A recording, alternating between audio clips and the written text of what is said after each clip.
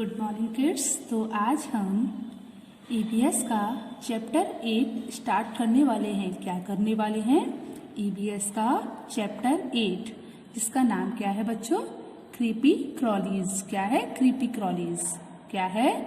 Creepy क्रॉलीज मतलब क्या होता है? रेंगने और सरकने वाले कीड़े। समझ आया? जो कीड़े वगैरह होते हैं, कीड़े मकोड़े जो होते हैं, उनको हम बोलते हैं क्रीपी क्रॉलीज। समझ आया आपको? चलिए तो हम अपना चैप्टर पढ़ना स्टार्ट करें। चलिए। Very टिनी animals can be found crawling, flying and creeping everywhere in the soil, in the water, on plant and in the air। मतलब क्या है? जो बहुत छोटे छोटे जानवर होते हैं वो कहीं भी पाए जा सकते हैं। जो बहुत छोटे छोटे जानवर होते हैं वो क्या होता है? वो कहीं भी पाए जा सकते हैं। जैसे क्रॉलिंग मतलब रेंगते हुए, फ्लाइंग मतलब उड़ते हुए, क्रीपिंग मतलब सरकते हुए, एवरीवेयर हर जगह, इन द सोइल मतलब क्या होता है? मिट्टी में, इन वाटर पानी में, on plants and in the air पेड़ों पर भी, पौधों पर भी और हवा में भी। तो क्या है कहने का मतलब कि जो बहुत छोटे जानवर होते हैं, बहुत छोटे जानवरों को मिट्टी में, पानी में, पौधों पर और हवा में हर जगह रेंगते हुए, उड़ते हुए और सरकते हुए पाया जा सकता है। कैन बी फाउंड का मतलब क्या होता है? पाया जा सकता है। समझ आ गया? जैसे कि मैंने आपको बताया था ना कि क्या होता है, बहुत छोटे जानवर कहीं पर भी मिल सकते हैं, कहीं पर भी हो सकते हैं, पर क्या होता है वो बहुत छोटे होते हैं तो कुछ हमें दिखाई देते हैं और कुछ हमें नहीं दिखाई दे पाते। चलिए उसके बाद आगे पढ़ते हैं। The group of these creepy crawlies includes insect, spiders, earthworms and scorpions. मतलब क्या है? इनके ग्रुप में हैं, इनके ग्रुप में शामिल होते हैं। क्रीपी क्रॉलीज का जो ग्रुप होता है, इनके ग्रुप में क्या क्या शामिल होते हैं? इंसेक्ट मतलब कीड़े, स्पाइडर्स मतलब मकड़ियां, अर्थवर्म्स मतलब केंचुए एंड स्कॉर्पियन मतलब बिच्छू। और क्या शामिल होते हैं? स्कॉर्पियंस। स्कॉर्पियंस भी शामिल होते हैं जो कि क्या होते हैं? बिच्छू। तो ग्रुप ऑफ दीज क्रीपी क्रॉलीज मतलब क्रीपी क्रॉलीज का मतलब मैंने बताया था ना, रेंगने वाले, जो कहीं पर भी छोटे छोटे रेंगते या सरकते हुए चलते रहते हैं, वो वाले जीव। तो क्या हुआ? इन रेंगने वालों के समूह में, इन ग्रुप का मतलब मैंने आपको बताया समूह, इन रेंगने वाले बालों के समूह में क्या क्या होते हैं? कीड़े, मकड़ियां, केंचुए और बिच्छू। इंक्लूड्स का मतलब क्या होता है? शामिल होते हैं। समझ आया? तो क्या समझ आया आपको कि जो बहुत छोटे छोटे जानवर होते हैं वो कहीं पर भी पाए जा सकते हैं, मिट्टी में, पानी में, पौधों पर, हवा में, हर जगह पाए जा सकते हैं। समझ आया? और उनका जो समूह होता है, इन रेंगने वालों का जो समूह होता है, उसमें कौन कौन शामिल होते हैं? कौन कौन होते हैं इनके अंदर? कीड़े, मकड़ियां, केंचुए और बिच्छू। समझ आया आपको? चलिए अब हम आगे पढ़ते हैं। इंसेक्ट्स। तो बच्चों सबसे पहले हम क्या पढ़ने वाले हैं? इंसेक्ट्स पढ़ने वाले हैं। क्या पढ़ने वाले हैं? इंसेक्ट्स। तो देखिए यहाँ एक पिक्चर दी हुई है। क्या दिया हुआ है? एक पिक्चर दिया हुआ है। ये लेबल्ड इंसेक्ट है। क्या है? Labelled insect. तो देखिए जो ये तार जैसे आपको जो दिखाई दे रहे हैं, तार जैसा हल्का सा दिखाई दे रहा है, ये होते हैं जो हमारे इंसेक्ट्स होते हैं, उनके एंटीना। क्या होते हैं? एंटीना। और जो ये वाली जगह है, ये क्या होता है? ये हमारे इंसेक्ट का, जो इंसेक्ट्स होते हैं उनका हेड होता है। उसके बाद ये है थोरैक्स। थोरैक्स जो होता है वो जो हमारे इंसेक्ट होते हैं उनकी छाती को बोलते हैं थोरैक्स। क्या बोलते हैं? छाती को बोलते हैं थोरैक्स, जो कि कहाँ होती है? यहाँ होती है। उसके बाद एब्डमन। एब्डमन का मतलब होता है उदर। तो जो पंखों के नीचे की जो जगह है वो क्या है? एब्डमन है। और ये क्या है? लेग्स। आप देख सकते हो 1 2 3 4 5 6, जो आपने पहले भी पढ़ा था कि इंसेक्ट्स की कितनी लेग्स होती हैं? 6 लेग्स होती हैं। और ये क्या है? ये हमारे इंसेक्ट्स के क्या है? विंग्स हैं। मतलब क्या है आपको पता है? विंग्स हैं। आपने इंसेक्ट्स की बॉडी को समझ लिया ना। अब हम पढ़ना स्टार्ट करते हैं। Insects are tiny creature which crawl as well as fly. मतलब क्या होता है? Insects are tiny creatures. Creatures का मतलब क्या होता है? जीव। टिनी का मतलब मैंने आपको बताया है छोटे। तो जो कीड़े होते हैं वो बहुत छोटे जीव होते हैं। क्या होते हैं? बहुत छोटे जीव होते हैं। विच, जो, crawl as well as fly, मतलब जो उड़ने के साथ साथ रेंगते भी हैं। क्या करते हैं? जो उड़ने के साथ साथ क्या करते हैं? रेंगते भी हैं। समझ आया? They have 6 legs and their body is divided into 3 parts। क्या होता है? जो क्रीचर्स होते हैं, जो इंसेक्ट्स होते हैं, उनके 6 पैर होते हैं और उनका जो शरीर होता है, उनकी जो बॉडी होती है वो 3 भागों में विभाजित होती है। डिवाइडेड इंटू 3 parts मतलब 3 भागों में क्या होता है? उनका शरीर विभाजित होता है, मतलब बटा हुआ होता है। किस किस में होता है? Head, thorax and abdomen. तो जो उनका शरीर होता है वो 3 भागों में बटा होता है। उन 3 भागों का नाम क्या है? Head, thorax and abdomen. Head को हम बोलते हैं सिर, थोरैक्स को हम क्या बोलते हैं बच्चों? छाती, एंड एब्डोमेन को हम बोलते हैं उदर। क्या बोलते हैं? उदर, जो मैंने अभी आपको दिखाया था कहाँ पर है। चलिए उसके बाद है they have 2 feelers। They have 2 feelers मतलब क्या होता है? उनके 2 feelers होते हैं जिससे वो फील करते हैं। तो उसे हम क्या कहते हैं? एंटीना कहते हैं। जिसे हम क्या कहते हैं बच्चों? एंटीना कहते हैं। समझ आया? दे हैव 2 feelers जिन्हें हम एंटीना कहते हैं। उनके पास 2 feelers होते हैं जिन्हें हम क्या कहते हैं? एंटीना कहते हैं। feelers का मतलब आप मूछें भी समझ सकते हैं। क्या समझ सकते हैं? जो उनकी मूछें होती हैं उसकी बात कर रहे हैं। चलिए उसके बाद है they have soft bodies. They have soft bodies with no bones.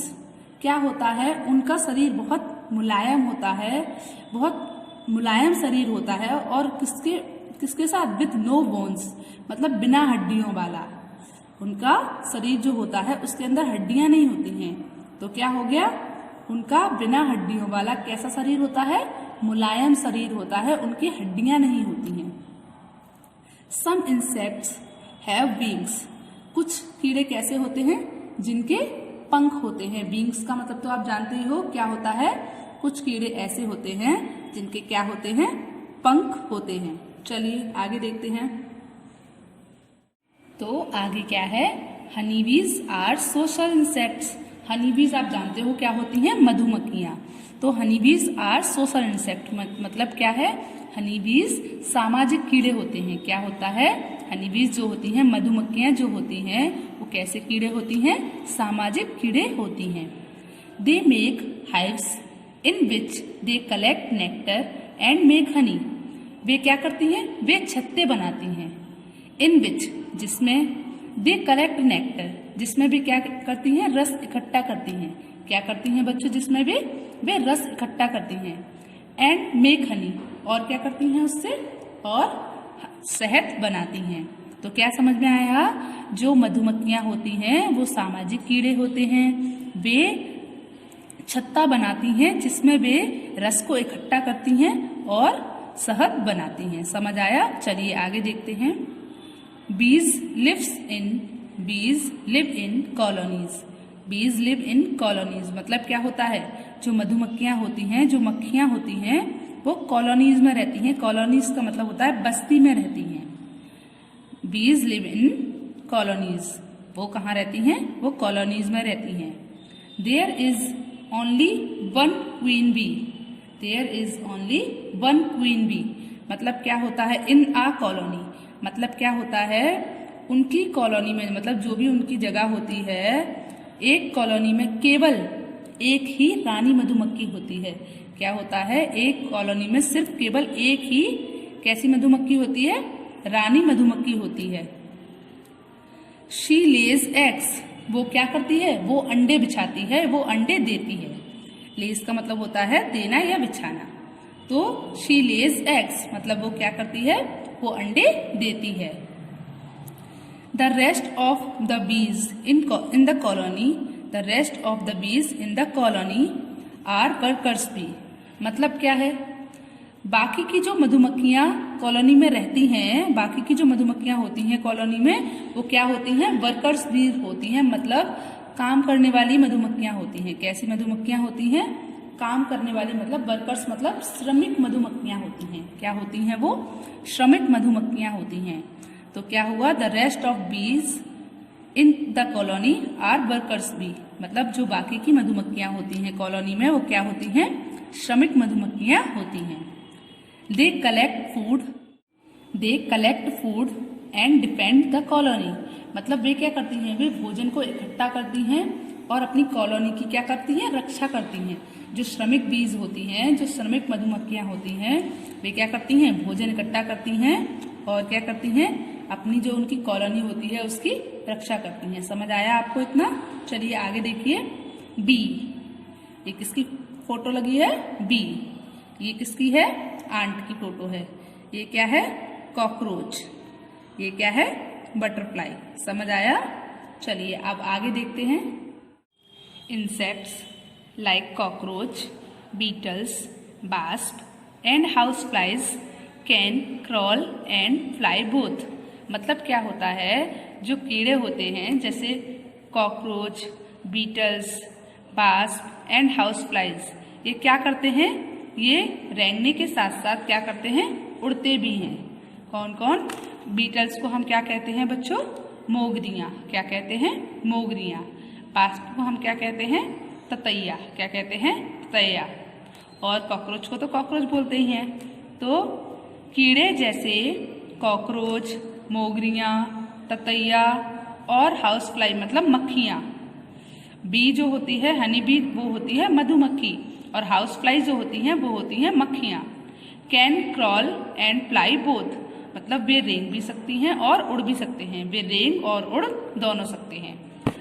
जैसे कीड़े जैसे कॉकरोच, मोगरियां, ततैया, मक्खियां रेंग और उड़ दोनों सकती हैं। समझ आया? चलिए उसके बाद है insects like butterfly and mosquitoes.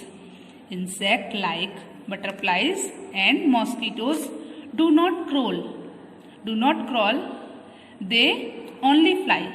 क्या होता है, इंसेक्ट जैसे कीड़े जैसे तितलियां और मच्छर, कीड़े जैसे तितलियां और मच्छर, डू नॉट क्रॉल मतलब वे रेंगते नहीं हैं, वे केवल क्या करते हैं, वे केवल उड़ते हैं।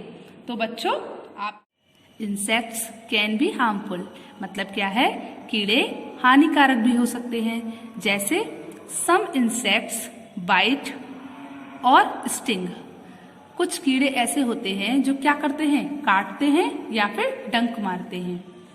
सम इंसेक्ट्स बाइट और स्टिंग मतलब कुछ कीड़े काटते हैं या फिर डंक मारते हैं।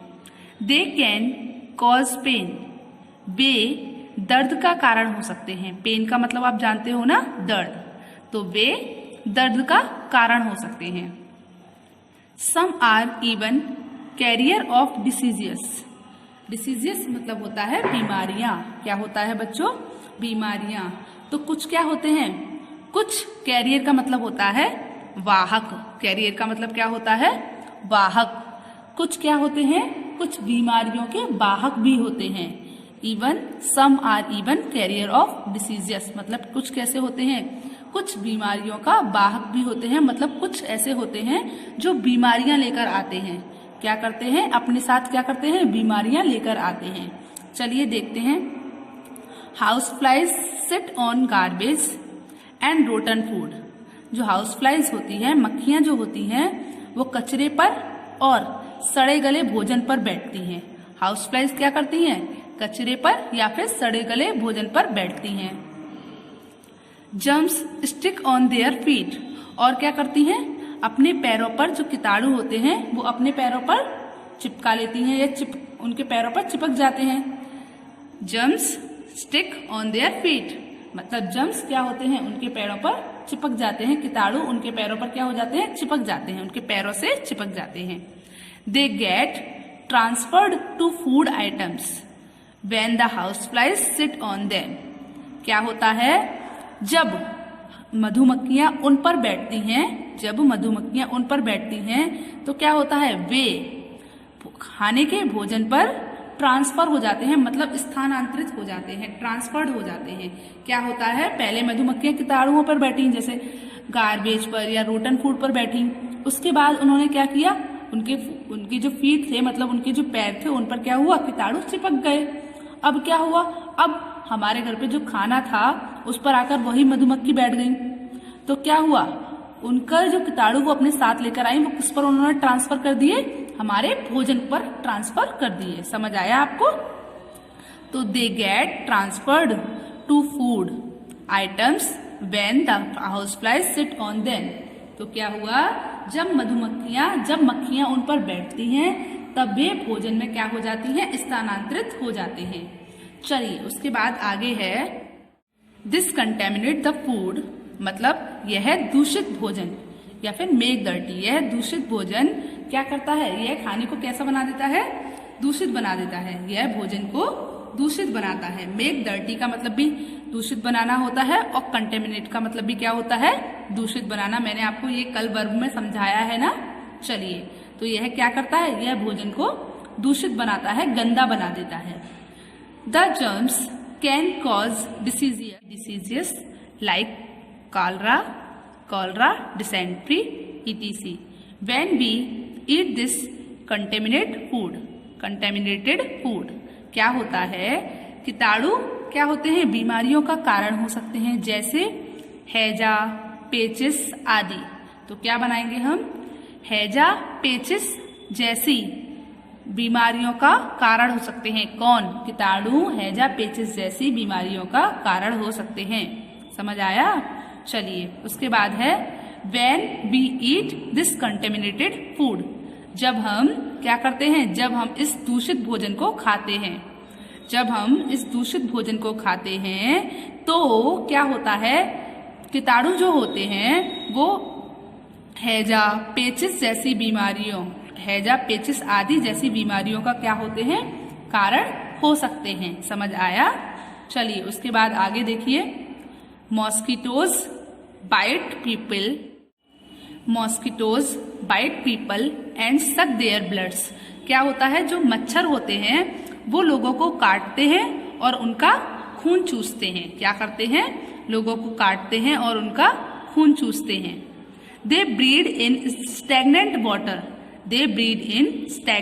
वाटर, मतलब क्या होता है, ये रुके हुए पानी में बच्चों को जन्म देते हैं। जो मच्छर होते हैं वे क्या करते हैं, वे रुके हुए पानी में बच्चों को जन्म देते हैं। जैसे हमारे घर की जो ड्रेनेज होती हैं, नालियां जो होती हैं, उनमें क्या होता है, पानी रुक जाता है कभी कभी, तो फिर क्या होता है, मच्छर उनमें क्या करते हैं, अपने बच्चों को जन्म देते हैं, ब्रीड करते हैं। तो उससे क्या होता है, गंदगी आती है तो फिर बीमारियां भी आती हैं। चलिए, दे ब्रीड इन स्टैग्नेंट वाटर, मतलब वे रुके हुए पानी में क्या करते हैं, जन्म देते हैं। दे स्प्रेड डिसीजेस, वे बीमारियां फैलाते हैं, जैसे मलेरिया और डेंगू। समझ आया? तो वे मलेरिया और डेंगू जैसी बीमारियां फैलाते हैं। चलिए उसके बाद आगे है, termite feed on would and damage furniture, doors and other wooden items. तो जो टर्माइट होती है, टर्माइट आप जानते हो ना क्या होती है, दीमक। तो दीमक जो होती है वो क्या करती है, वो लकड़ी को खाती है, वो क्या करती है, वह लकड़ियों को खाती है।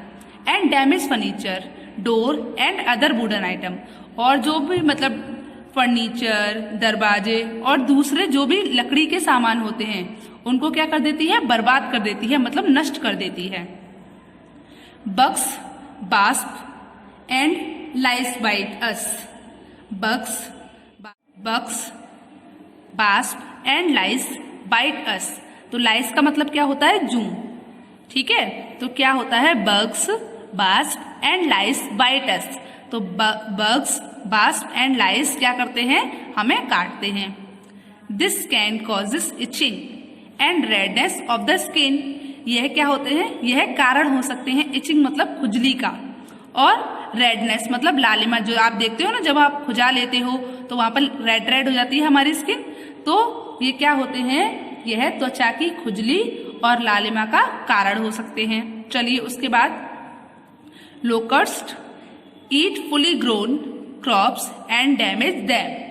तो जो टिड्डियां होती हैं वो क्या करती हैं, पूरी तरह से उगाई गई फसलों को खाती हैं और उन्हें नुकसान पहुंचाती हैं। क्या करती हैं, पूरी तरह जो फसल उगा दी जाती है उसे क्या करती हैं, उसे खाती हैं और उन्हें नुकसान पहुंचाती हैं। तो बच्चों आपको अपना इतना चैप्टर समझ आया, तो कल हम आगे का चैप्टर पढ़ेंगे। आपको क्या करना है, आपको जितना चैप्टर मैंने समझाया है आपको उतना चैप्टर एक बार फिर से रीड करना है। समझ आया आपको? चलिए गुड बाय।